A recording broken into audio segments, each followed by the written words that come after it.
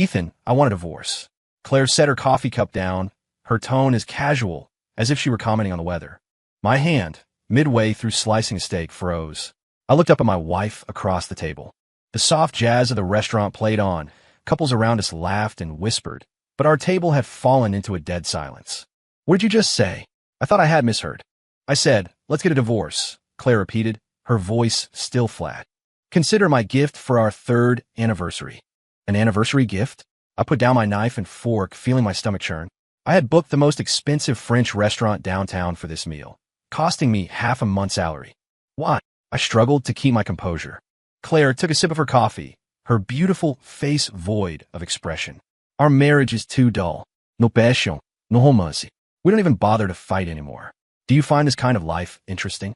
I looked at her, the woman I had chased for 2 years and been married to for 3.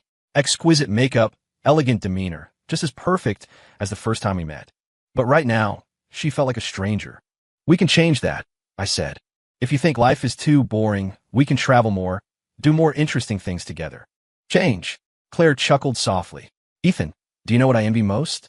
I envy those couples who are still in the dating phase. Their eyes have light in them. Their hearts race just from a glance. They tear up over a bouquet of flowers. But us, she paused, her gaze sweeping over the other tables. Look at us. Don't we look like an old married couple in our 80s? 28 years old, living an 80-year-old's life. I followed her gaze and saw young couples interacting sweetly. A man carefully cutting steak for his girlfriend, the girl blushing as she accepted his attention. So, you're saying I'm not good enough to you? I asked. It's not that you aren't good enough, Claire shook her head. It's that you're too good. Good to the point of suffocation. Do you know what my first thought is when I come home and see you every day? I want to run away. That sentence was like a needle piercing my heart. You come home on time every day, never socialize, never work late, never go out drinking with friends. You give all your time to me, hand over all your money to me. You think this is love, but to me it's a burden. Claire's voice grew softer, yet sharper. I don't want a man who only knows how to orbit his wife. I want a man with charm, with mystery, someone who keeps things fresh. I was silent for a long time before asking, so what do you want to do? I'll give you a chance. Claire suddenly smiled, a bright smile I hadn't seen in a long time. We'll separate for a while. You court me again. Pursue me the way you did back then. Make me fall in love with you all over again. If you can do that, we won't divorce. She spoke lightly, as if this were just a game. And if I can't, then we part ways amicably. I looked into her eyes, searching for any sign that she was joking. There was none. She was serious. I need time to think, I said. Fine, I'll give you a week. Claire stood up and grabbed her purse. You get the bill. Consider it the cost of our final date. She walked away, leaving me alone in the romantic restaurant, facing 2 unfinished steaks. The couples around me continued their sweet meals, leaving me feeling like the only person abandoned by the world. I pulled out my phone and looked at the wedding photo of Claire and me on the screen. We were smiling so happily, as if we owned the world. 3 years, 1,095 days. I thought we would grow old together, but instead, I was handed a chance to start over. Court her again? I shook my head with a bitter smile. If love requires a performance to survive, what is the point? The waiter came over, politely asking if I needed a box. I shook my head, took out my card, and paid. A $600 dinner that tasted like divorce. Walking out of the restaurant, the night wind felt cold. I stood by the curb, watching the traffic flow, suddenly remembering that night 3 years ago. Claire had just agreed to be my girlfriend. I was so happy I didn't sleep all night, going to work the next day with dark circles under my eyes. Colleagues said I was crazy to wreck myself over a woman. Thinking back now, maybe I really was a fool. When I got home, Claire had already packed. 2 large suitcases sat neatly in the living room, as if she were going on vacation. You move fast, I said, hanging my coat by the door. I've been ready for a while, Claire said, sitting on the sofa. Actually, this thought has been in my mind for a long time. How long? 6 months, maybe longer, she answered honestly. You know, every day looking at your unchanging face, listening to your unchanging words, I feel my youth slipping away bit by bit. I sat opposite her, studying her face. Indeed, she was much more beautiful than 3 years ago. Skincare, makeup, gym, yoga. She took increasingly better care of herself. And me? 9 to 5 every day, home after work, shopping and movies with her on weekends. Day after day, year after year. You think I've changed? I asked. It's not that you changed, it's that you never changed, Claire said. Do you remember when you first chased me? Of course I remembered. To woo her, I learned mixology, learned guitar, learned to ski. Every day, I thought about how to surprise her, how to make her happy. You were so interesting back then, always bringing me something fresh. But after marriage, you stopped playing guitar, your bartending skills rusted. You turned into a machine that only knows work and home. That's because I already won you, I said. Besides, I put all my energy into work to give you a better life. A better life? Claire shook her head. Ethan, do you think all women want is money? Don't they? She was silent for a moment, then said, if all I wanted was money, I could have found a much richer man. The words were like a slap in the face, sobering me instantly. True, with Claire's looks, she could have found someone far better off than me. Her girlfriends often said as much. Then what do you want? Passion, romance, novelty. She articulated every word. I want a man I yearn to see every day, not a man I've figured out completely. I nodded. So you want me to chase you again? Right? A hint of anticipation flashed in Claire's eyes. If you can make me feel that spark again, we stay together. If not, then we divorce. I finished for her. Exactly. We fell silent again. The only sounds in the living room were the hum of the AC and the occasional car passing downstairs. Where will you stay? I asked. My mom's place. Claire stood up. I already told her, and she supports my decision. I wasn't surprised. My mother-in-law had never been satisfied with me, always feeling her daughter had settled. Ethan, Claire dragged her luggage to the door and looked back at me. I'm giving you 3 months. Within 3 months, if you can make me fall in love with you again, we'll pretend none of this happened. And if I can't, then we go to the courthouse. She said it without hesitation. The door closed, leaving me alone in the house. I sat on the sofa, staring at the spot where Claire had just been. The cushion still held her warmth and the faint scent of her perfume. 3 months. Start over. I took out my phone and scrolled through her chat history. The last message was from lunch today, asking what I wanted for dinner. Back then, I was thinking how lucky I was to spend our anniversary with my wife. Looking back now, it was pure irony. I opened Instagram and saw Claire had just posted a story, New Beginnings. The picture was her back as she dragged her suitcase. It already had a dozen likes, and a few of her girlfriends were cheering in the comments. Finally came to your senses. Happy single life. You go, girl. It seemed they had known about this long ago. I was the only one kept in the dark. My phone rang. It was my brother, Mark. Hey, little brother, how's it going? Today's your 3rd anniversary, right? I didn't know how to start. Ethan, why aren't you talking? Mark, Claire wants a divorce. I finally let it out. Silence on the other end for a few seconds. Why? I thought you guys were good. I gave him a rough outline of the night's events. Mark sighed deeply after listening. Ethan, are you stupid? She says that, and you're actually going to chase her? What do you mean? When a woman tells you to court her again, she's just giving you a polite way out. She's got other ideas in her head. She's just too embarrassed to say it directly. Mark's words made my heart sink. You mean she's seeing someone else? It's very likely. Think about it. If a woman truly loves you, how could she say something like that? I wanted to argue, but found I had nothing to say. Mark, what should I do? What else can you do? Divorce her. A woman like that is nothing but trouble. Hanging up, I paced the living room. Court her again, or just divorce. The next day was Saturday. I didn't go out, spending the day organizing the things Claire had left behind. She had left thoroughly, taking almost everything that belonged to her. Makeup, clothes, shoes, bags. Even the matching mugs we bought together. She only left mine. Halfway through cleaning, the doorbell rang. I opened it to find a stranger, a young man, standing there. He was dressed in designer brands, wearing a Rolex, hair slicked back perfectly. Can I help you? I'm Julian, a friend of Claire's. He extended a hand politely. She asked me to pick up some things she forgot. Julian? I had never heard Claire mention this name. What did she forget? I didn't shake his hand. Some documents. I think they're in the study. Julian didn't seem to mind my coldness and walked right in. He was familiar with the layout of my house, heading straight for the study. I followed him, watching as he expertly opened the desk drawer and took out a folder. You come here often? I asked. Julian stopped what he was doing and turned to look at me. Claire never mentioned me? No. Well, looks like she was sparing your feelings. Julian smiled. I'm her personal trainer. And her friend. Personal trainer? Claire had started going to the gym 6 months ago, and her figure had indeed improved. You two are close? You could say that. Julian closed the folder.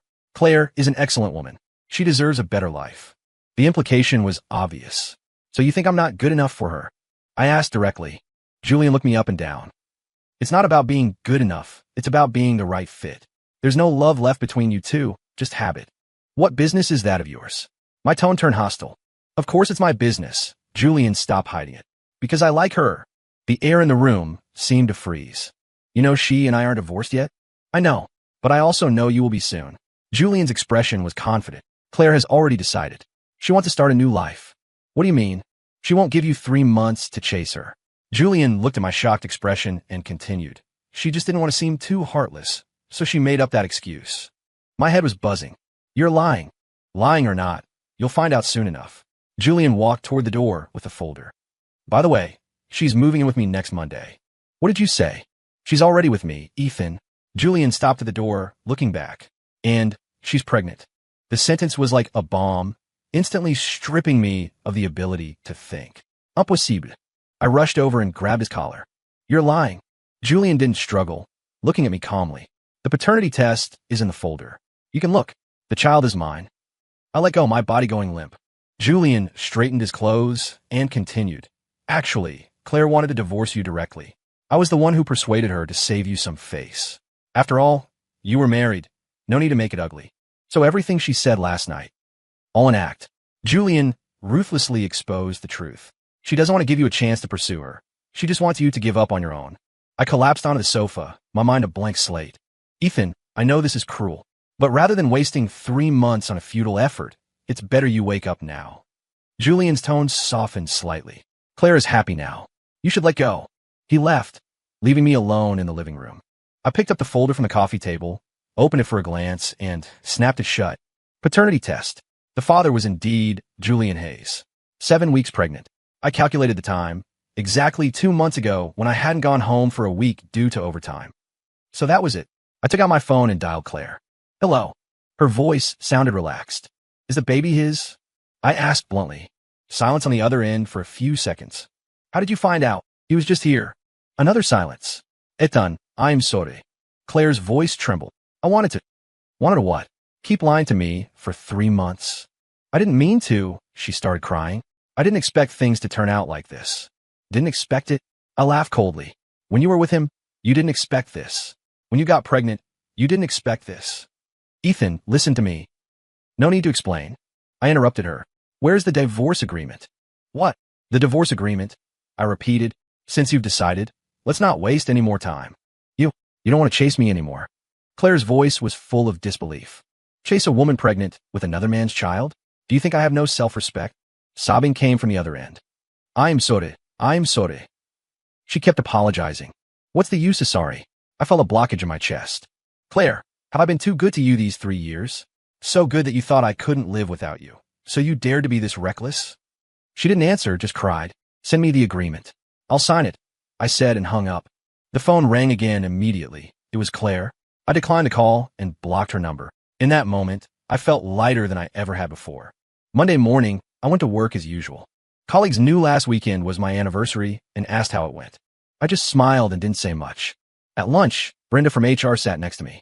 Ethan, I heard you and Claire are divorcing. I stopped eating and looked at her. Brenda was the company's grapevine. Nothing got past her. How do you know? She posted on her feed. Brenda pulled out her phone to show me. Said she's starting a new life. Even posted a picture of an ultrasound. I glanced at it. It was indeed Claire's post. The ultrasound clearly showed a 7-week-old fetus. What does this mean? I pretended not to understand. What else could it mean? She's pregnant. Brenda looked like she was watching a drama. But this baby. She stopped, but the implication was clear. You all know the baby isn't mine? Pretty much the whole office knows. Brenda looked a bit sheepish. Claire's friend Jessica works in finance. She spilled the beans. I smiled bitterly. Turns out I was the last to know I was being cuckolded. What does the guy do? I asked. Owns a gym. Heard he's got money. Brenda lowered her voice. Jessica said Claire's been with him for 3 months. 3 months? So she was already cheating before our anniversary. Ethan, what are you going to do? Brenda asked with concern. Divorce. I said crisply. Good. A woman like that isn't worth keeping. Brenda patted my shoulder. You're young. Better to end it now and find someone who truly loves you. That afternoon, I got a call from a law firm saying Claire had commissioned a divorce agreement and asked when I could review it. No need to review. Just email me the digital copy, I said. Mr. Cole, are you sure you don't want to meet to discuss asset division? The lawyer was surprised. No need. However she wants to divide it is fine. Hanging up, I opened my email and soon received the document. The agreement was simple. I kept the house, saving split 50-50, no child custody issues. I read it once, printed it, and signed. Signing it, I remembered the scene at the courthouse 3 years ago. Claire smiled so sweetly then, saying she wanted to live happily with me forever. Irony at its finest. After work, I didn't go home. I went to a nearby bar. It was where I had my first date with Claire. Back then, to woo her, I specifically learned mixology and made her favorite cocktail right here. "Sir, would you like the blue margarita again?" The bartender recognized me. I shook my head. "Whiskey. Neat. You're alone today? Usually, you're with your wife." "We split," I said flatly. The bartender didn't ask further, silently pouring me whiskey. I downed in one go, the burning alcohol searing my throat, giving me a rush of relief. "Another one." "Sir, maybe slow down." "I'm fine." I drank a few more, feeling myself float. Just then, a woman sat next to me. Handsome. Drinking alone is boring. "Want to talk?" I turned to look at her. She was beautiful, dressed sexily, makeup exquisite. "No thanks." Heartbroken. She didn't leave, staying seated beside me. "Divorced," I said. "Oh, then we should celebrate." The woman smiled.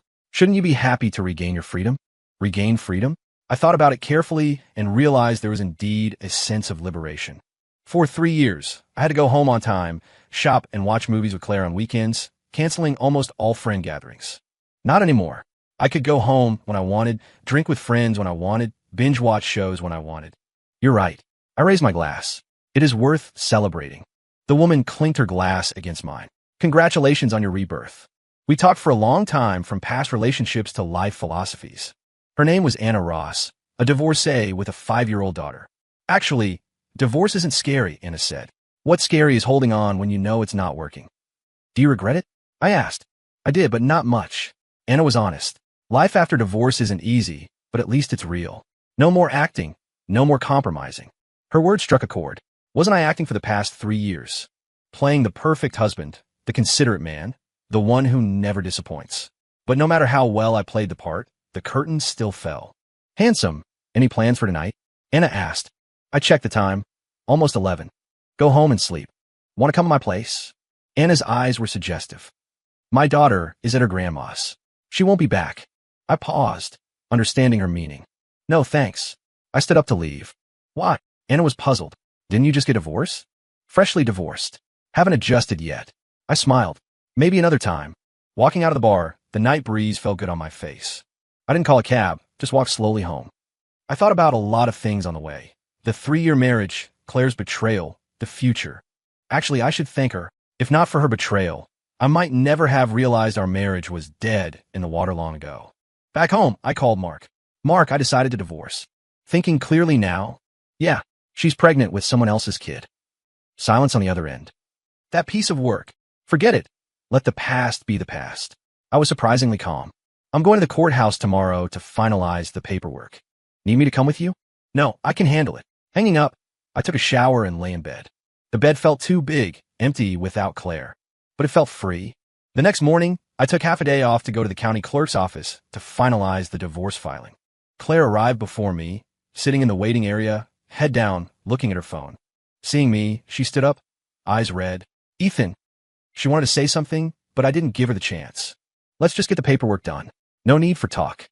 We waited in line, exchanging not a single word. The clerk asked a lot of questions, confirming the divorce was mutual and there were no property disputes. Half an hour later, the filing was done. From marriage license to divorce decree. 3 years and 3 days. Walking out of the courthouse, Claire stopped me. "Ethan, I'm sorry." Her voice was tiny. I stopped but didn't look back. "If there's a next life, I promise I won't hurt you." "There is no next life," I said. "Take good care of your child." I walked away without looking back. Back at the office, colleagues looked at me with strange expressions. News traveled fast. Everyone knew I had finalized the divorce that morning. "Ethan, you okay?" Brenda asked concernedly. "I'm fine. Great, actually." I sat back at my desk. Finally free. That afternoon, I got a call from an unknown number. "Mr. Cole, this is Julian. What do you want?" "I want to meet. I have some things to say." "We have nothing to talk about. It's about Claire." Julian paused. "She regrets it." I scoffed. "Is regret useful?" "Mr.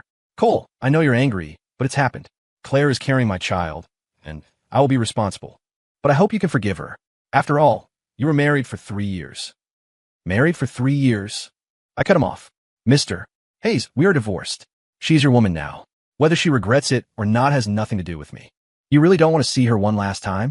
No, I said firmly, and don't call me again. I hung up and blocked his number 2. After work, I went to the gym. I hadn't exercised in a long time.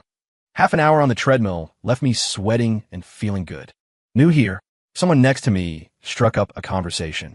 I turned to see a man in his 30s, great build. Sort of. I am Caleb. Been training here for 2 years. He extended a hand. Asked me if you need pointers. Ethan. I shook his hand. We chatted for a while. When Caleb learned I was recently divorced, he patted my shoulder. Brother, I know how it feels. I'm divorced too. You too. Yeah, 3 years ago. Caleb smiled bitterly. Wife cheated, took the kid. And now? Caleb grinned. Now I'm living the life. Got a girlfriend. Work is smooth, healthier than ever. He pointed to his muscles. See? After the divorce, I focused on myself. I used to put all my energy into the wife and kid. Now I invest time in me. Ever regret it? I did, but briefly. Caleb was candid. Life is like that. You win some, you lose some. Lost a wrong marriage, gained a chance to start over. That phrase stuck with me. A chance to start over. Yes, I was 28. Still young. Bro, want to spot me? I'll teach you some moves. Caleb suggested. Sure. For the next hour, Caleb taught me a lot of techniques. I found exercise really does make you forget your troubles, forcing you to focus on the moment. After the workout, we grabbed a late-night meal nearby. Ethan, here's some advice. Caleb took a sip of beer. The first 3 months after divorce are critical. Don't sit at home brooding. Get out, meet people. Why? Because it's easy to fall into self-doubt. You'll wonder if you weren't good enough, if you had issues. Given time, it messes with your mental health. I nodded. I was already feeling that. So exercise, socialize, keep busy. Caleb continued. Once you pass that phase, you'll realize divorce is actually a good thing. Really? Caleb was certain. Think about it. Why keep a woman who doesn't love you? Waste of time, waste of emotion, and you'll split eventually anyway. Better to split early and find real happiness. We talked late into the night. Lying in bed, I thought about Caleb's words. Maybe he was right. Divorce isn't the end of the world. It's a new beginning. I checked the time on my phone. 1:00 a.m. Before, I would have been worrying if Claire was mad I was home late. Now, I didn't have to worry. I could come home when I wanted, play when I wanted, do what I wanted. This feeling of freedom was actually pretty good. 3 days after the divorce, I started clearing out the house. Although Claire had taken her personal items, many shared memories were scattered in every corner. Wedding photos, souvenirs from trips, gifts she gave me, jewelry I gave her. I packed them one by one into boxes, ready to return them. Halfway through, the doorbell rang. I thought it was a delivery, but opened it to see Claire's mother, Linda, standing outside. Linda, I was surprised. Linda looked terrible. She started scolding me the moment she stepped in. Ethan, how could you treat Claire like this? How did I treat her? She's pregnant, her emotions are unstable, and you're this heartless? Linda's voice was shrill. Won't even see her? I laughed bitterly. Linda, she cheated first, not me. So what if she cheated? Don't men usually forgive that? Linda argued self-righteously. Besides, she didn't mean to. That man seduced her. The logic left me speechless. Linda, we are already divorced. You can tear up the papers.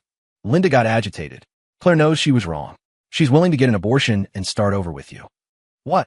She said as long as you're willing to forgive her, she'll abort the baby and start fresh with you. Linda grabbed my hand. Ethan, you've been married 3 years. There's a foundation of affection. Why divorce over something like this? I pull my hand away.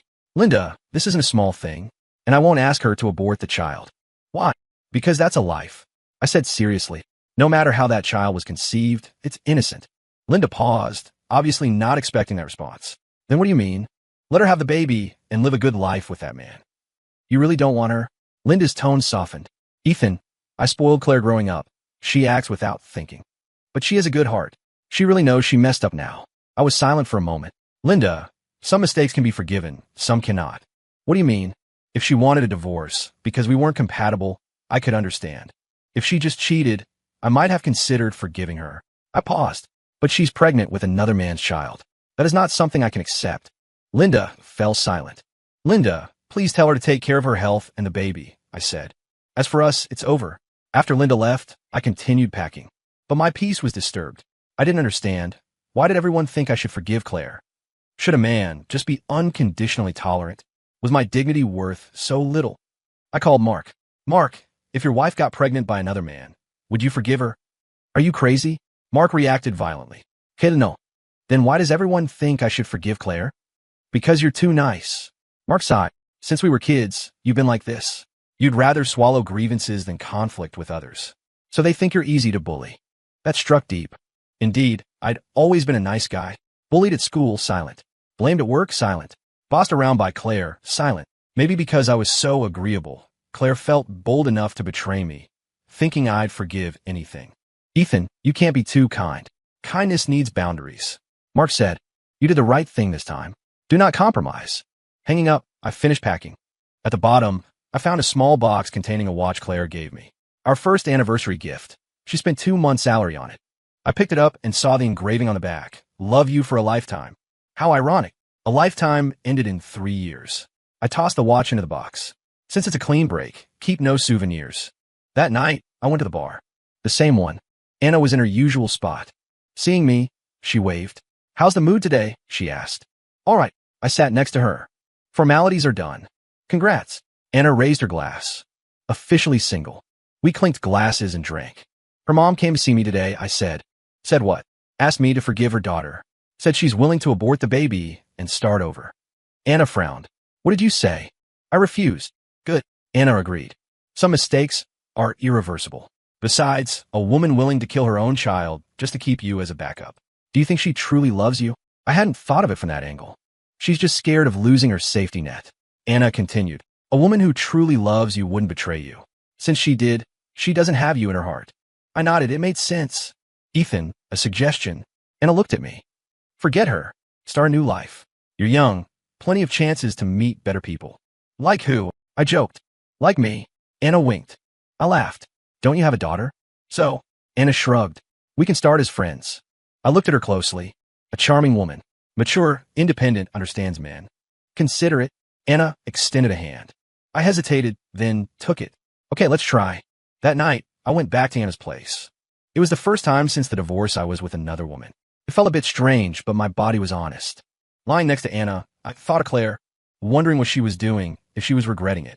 But I didn't care anymore. She chose betrayal. She had to bear the consequences. As for me, I was starting my new life. After getting together with Anna, my life changed significantly. She didn't have as many demands as Claire. She didn't get angry if I was busy, didn't demand I be by her side 24/7. We were more like friends, meeting occasionally, dinner, movies, no heavy chains. You're more independent than I thought, I told her one night. Divorce makes women independent. Anna leaned on my shoulder.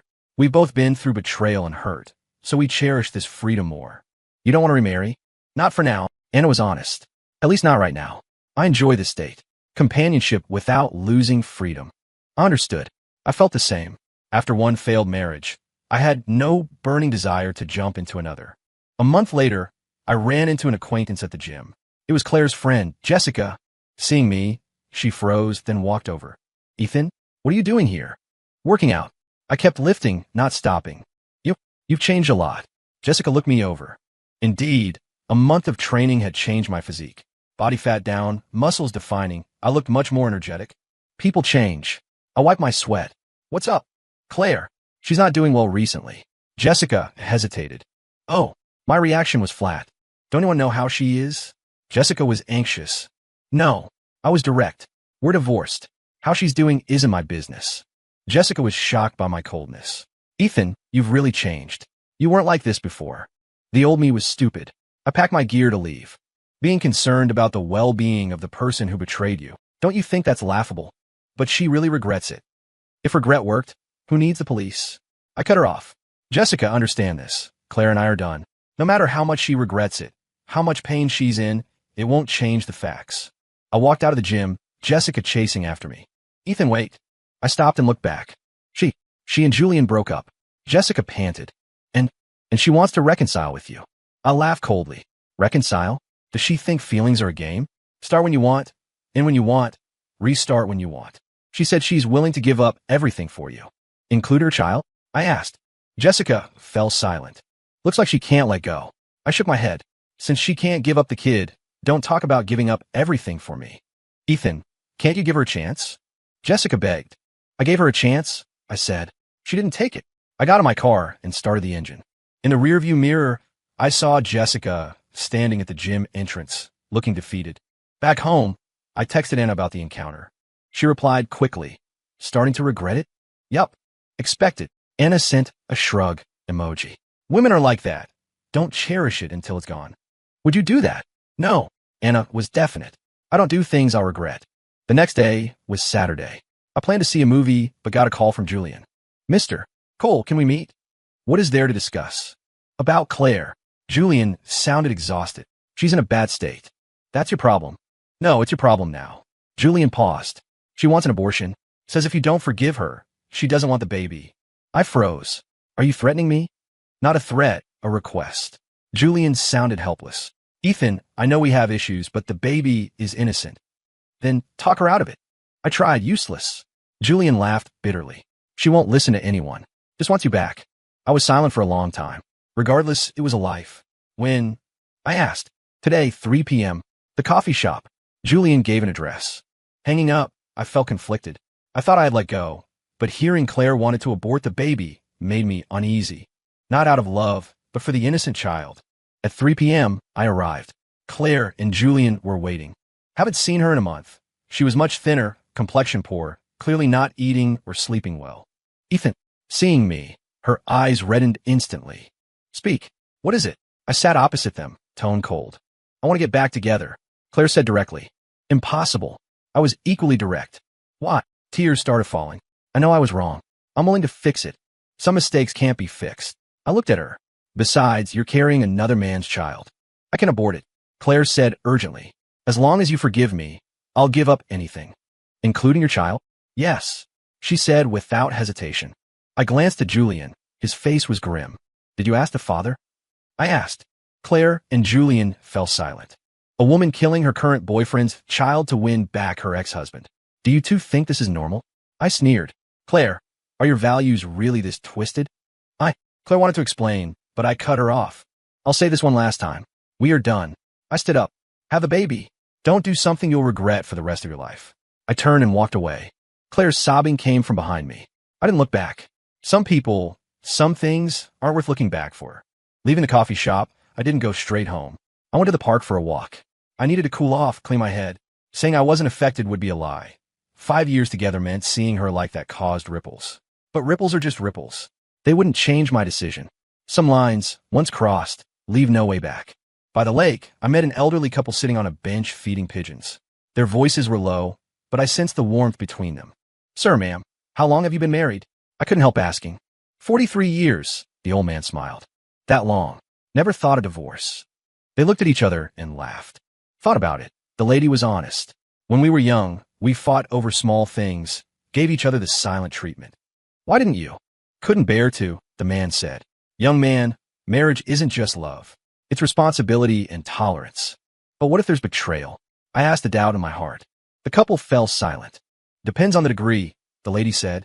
If it's a matter of principle, like character, that's hard to forgive. What is a matter of principle? Like cheating and having a child, domestic violence, gambling, the man counted on his fingers. Those touched the bottom line. I nodded, finding my answer. Trouble in love, son? The lady asked kindly. I briefly explained my situation. You did right. The old man patted my shoulder. A man needs principles. Can't tolerate everything. But I feel messy inside. Normal, the lady said. You were together a long time. Logic tells you it's wrong, but the heart takes time. What should I do? Time solves everything, the man said. It hurts now, but look back later, you'll be glad you made the right choice. Chatting with him calmed me down. Back home, I opened my laptop and organized my life. Over a month post-divorce, I was living better. Without Claire's constraints, I picked up old hobbies. Gym, reading, friends, learning new skills. I even took a photography class. Life became full. The only issue was the occasional thought of Claire. Not love, just habit. 5 years formed deep habits. The habit of someone waiting at home, sharing the day, caring when sick. Now gone, I needed to adapt. That night, Anna called. Saw her. Yeah. How was it? Okay. Calmer than I thought. I said, maybe I really let go. Good. Anna sounded happy. My daughter asked today, when she can meet Uncle Ethan. She wants to meet me? Yeah. Curious about mom's friend. Anna laughed. Want to? I hesitated. Meeting the daughter meant stepping up the relationship. While relaxed now, involving a child changed the nature of things. I'm not ready. I was honest. It's okay. No rush. Anna understood. Wait until you are. Hanging up, I pondered the future. With Anna, it was easy, but deep feelings? Not really. It was mutual comfort. How long could that last? I didn't know. Maybe when I truly stepped out of the last shadow, I'd have the answer. The next morning, Jessica called. Ethan, Claire's hospitalized. What happened? Threatened miscarriage. Jessica sounded frantic. Doctor says it was caused by emotional stress. I was silent. How is she? Stable, but needs bed rest. Jessica paused. She wants to see you. I won't go. I was certain. Ethan, she's really fragile right now. Jessica begged. Just once. No. I refused completely. Her health isn't my concern. Are you really this heartless? Heartless. I laughed. Did she consider my feelings when she betrayed me? Jessica had nothing to say. Jessica, understand this. Claire and I are finished. Whatever happens, I'm not looking back. I hung up, feelings mixed. I was worried, sure, but so what? Her life, her pain, nothing to do with me. Thinking this, I forced myself to work. But all day I was distracted. News of Claire's hospitalization spread quickly through our mutual circle. Many messaged me, some asking, some hinting I should visit. I didn't reply. 3 days later, Julian called again. Mr. Cole, Claire's situation is complicated. Meaning, she has severe depressive tendencies. Doctor suggests therapy. Julian's voice was heavy, but she refuses to cooperate. Just wants to see you. I didn't speak. I know it's a big ask, but for her health. Mr. Hayes, I interrupted. Let me ask you, if not for the baby, would you still want her? Silence on the line. I don't know. Julian finally admitted. Since you aren't sure, why ask me to shoulder your responsibility? I said, her condition is a result of your choices, not mine. But she'll only get better if she sees you. That's a problem, not mine. I said coldly. Mr. Hayes, this conversation is over. Don't contact me again. I hung up and blocked him for good. That night, gym with Caleb. Bro, you look off. Caleb noticed. Ex-wife is hospitalized. Friends say I should visit. I said while lifting. Did you go? No. Why not? I stopped and looked at Caleb. You think I should? Depends on what you want. Caleb stopped too. If you still love her, want her back, go. If not, don't. I don't love her. Don't want her back. Then don't go. Caleb was firm. Going just gives her hope. No good for anyone. But friends think I'm too cold. Cold? Caleb scoffed. Did anyone call her cold when she got pregnant by another guy? That cleared the fog. Why was I expected to be saintly when she wasn't expected to be loyal? Bro, you know what moral kidnapping is? Caleb asked. It's using morality to hold you hostage, making you do things you know are wrong, but look noble. You mean my friends are guilt-tripping me? Exactly. Caleb nodded. They use words like tolerance, magnanimity, humanity to persuade you. But really? They just want the drama to end. Don't want to hear about the mess. I thought about it. Likely true. So what do? Stick to your principles.